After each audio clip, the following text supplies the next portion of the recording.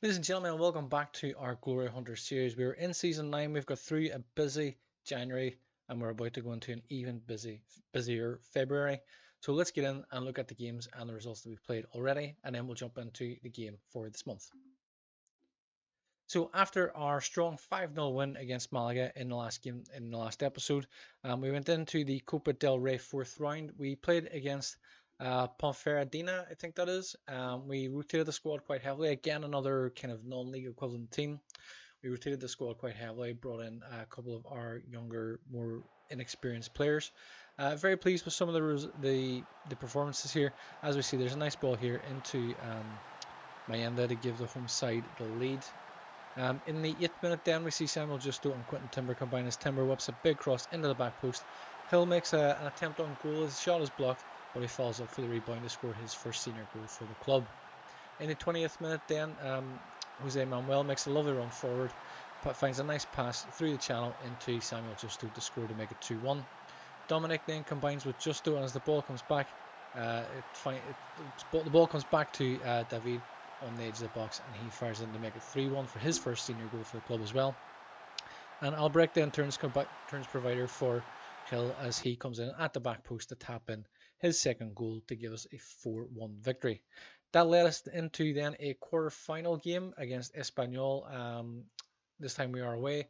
We did go with a stronger first-team lineup. Again, I keep saying it's not a trophy I care about, but I keep putting out good teams, good strong teams with the intent to win the game. Of course, we want to win every game possible.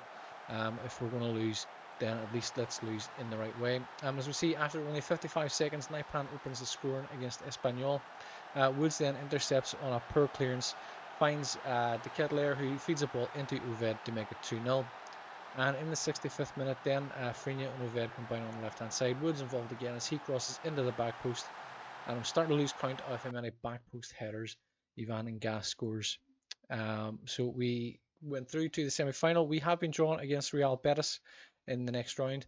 The surprise result of the previous round was, if I can find it, the quarterfinals was, in fact, it wasn't even the quarterfinals. It must have been in the fourth round, where Real Madrid were beaten 2-1 by Celta Vigo, so they are out of the competition.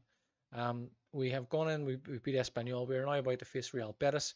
Barcelona currently holding a 1-0 lead over Celta Vigo in the other semi-final. So it looks like we may be facing Barcelona in another cup final should we beat Real Betis. Of course, Real Betis are a tough team.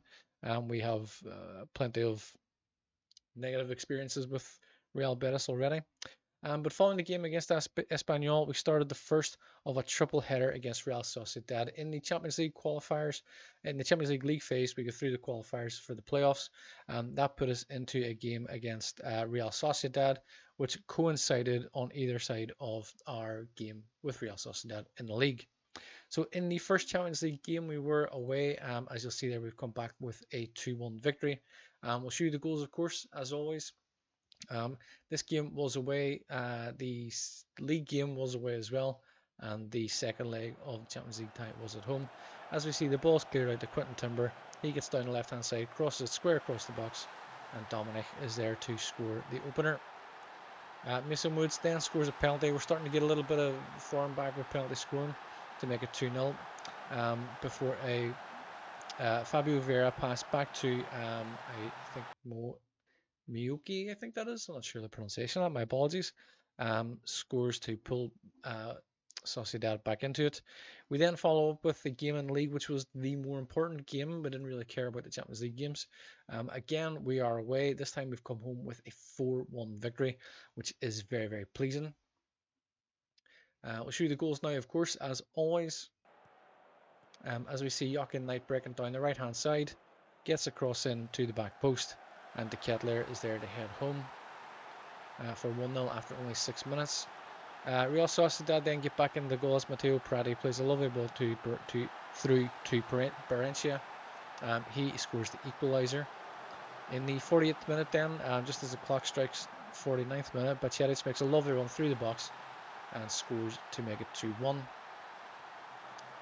Nga then whips in a free kick which finds Mickey van de Ven on the volley, hits the foot of the post, and goes in to make it 3-1. De Ketelaere then heads down to find Mason Woods, come running in with that late surge into the box to make it 4-1. And just checking, the Mickey van de Ven goal actually goes down as a Christopher Ayer own goal. In the second leg of the Champions League game, we are at home this time against Real Sociedad. We've come back with a 2-0 victory there, so a 4-1 victory on the aggregate. As you'll see, the goal scored in the first minute and in the last minute as well. So it was not an exciting game throughout. As we see, a lovely ball over the top here, and Oved goes one-on-one with the goalkeeper, scores at the near post. Keeper really should be doing better, especially from that angle. And as the ball is cleared, Mickey van de Ven picks it up, cross in the back post, and Ivan Nga heads home. That's when the ball comes to the back post being on the right hand side, Ivan Nga scores headers, and it's just the way it seems to be. We then followed that up with a 1-0 win against Real Valladolid in La Liga. This was a fixture that we drew earlier in the season, obviously in the game at home, which was a very frustrating result because I really felt like we should have done better. As we see, Joaquin Knight and Baccetic combine here on the right hand side. Knight, the ball comes back to Knight, he finds a pass into Samuel Justo, and he scores the winner in the 18th minute.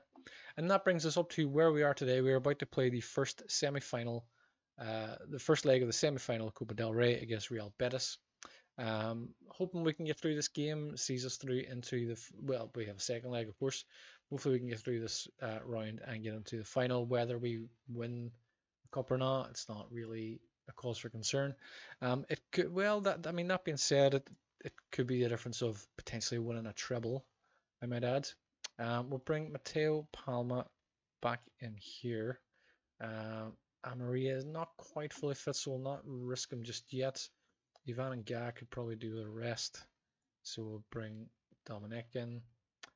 Mason Woods also could be doing with the rest, so we'll bring Jose Manuel in there. The Ketelaere could do with the rest. Sesko is in decline, which is very disappointing. And needs a fitness test anyway. But that's fine. I think we're happy to go with that. We do have Al Soule on the bench. We'll maybe not bring him in yet, but it depends how this game goes. We might bring him in for the second leg. So we're about to get underway. It is the first leg, of course, of the semi-final. We are away in this game, of course. We are hoping to bring home a good result and give us a good standing for the second leg. As mentioned, this competition is not something that we're really pinning a lot of hope on. It would be nice to win a treble, certainly, having won one trophy already, and hopefully going on to win the league. But it's not a priority in any way.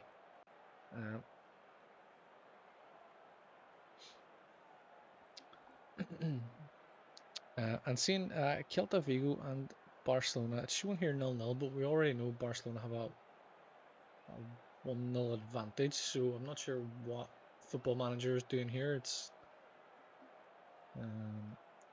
being a little bit silly. Demand more, because we're not doing an awful lot.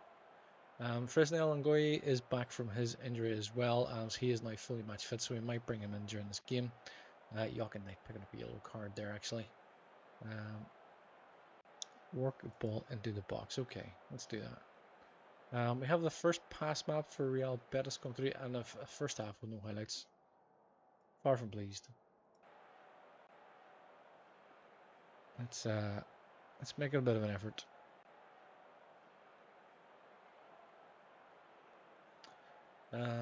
Dominic's not playing great. Sesko's not playing great. We might need to make some changes. It's an hour gone. I think this is the longest I've ever seen a game go without any highlights. It is going to be one of these things. As soon as I click tactics and subs, it's going to show the pitch. I'm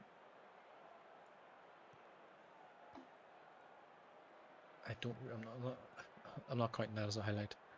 Because it hasn't happened organically. We'll bring in the Ketelaere up front. We'll bring in Nga on the right wing. We've got Ngoye back in as well. Anybody else not playing great? Everybody else is playing fine. So that's okay.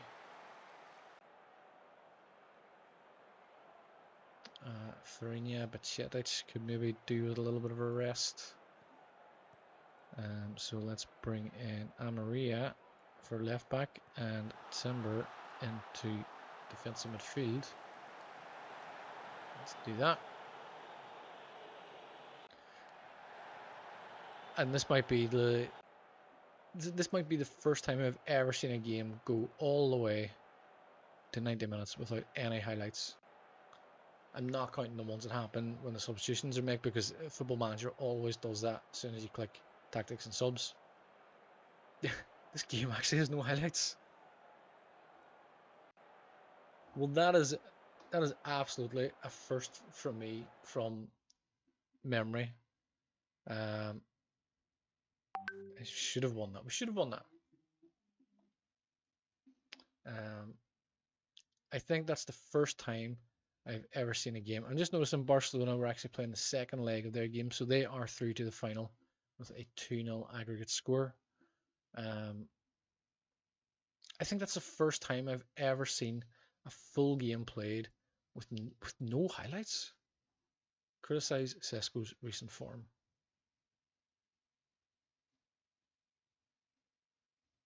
I can improve. I show you I can be an important player for you. Let's hit some targets. Match rating, set a goal target. Choose a number of goals from the list.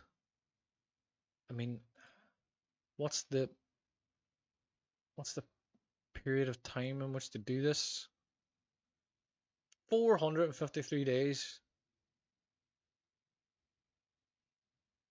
You're giving him a year. Yeah. That is ridiculous. That's not a target. A target is 10 goals in the next 20 or 30 games. That's not a real target. But that's how it goes. We have drawn a game. We're actually on an unbeaten run now of stretching 34 games all the way back to the defeat against Juventus. In domestic competitions, we are completely undefeated all season, actually. In La Liga, we do have what could potentially be a little bit of good news, in the sense that we are only 4 points behind Real Madrid. Real Madrid have now played 2 games more than us. So effectively, we could win our games in hand and go top. We're still undefeated, and this is making me more and more nervous as the season goes along, because there are only 15 games left. We are surely due to lose a game, but we're undefeated for now, and let's hope that continues. But that's it for this episode. We will be back in the next episode when we will have highlights from the games against Osasuna. We'll have the Champions League. Is this the round of 16? It is. We'll have the first leg of that. We have the Copa del Rey second leg. Game against Alves, and then we'll probably bring you the highlights from the game against our Champions League round of 16 second leg as well. So that is it for this episode. I do hope you're enjoying so far. Please leave your comments below. We would love to hear your feedback. We will see you in the next episode. Until then, thank you very much and take care. Thank you for watching this video. I do hope you've enjoyed it. Please remember to subscribe to the channel. It helps us to grow.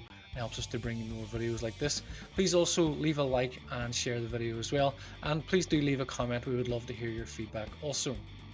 That's it for now. You can watch one of these recommended videos, but we will see you in the next one. Until then, thank you and take care.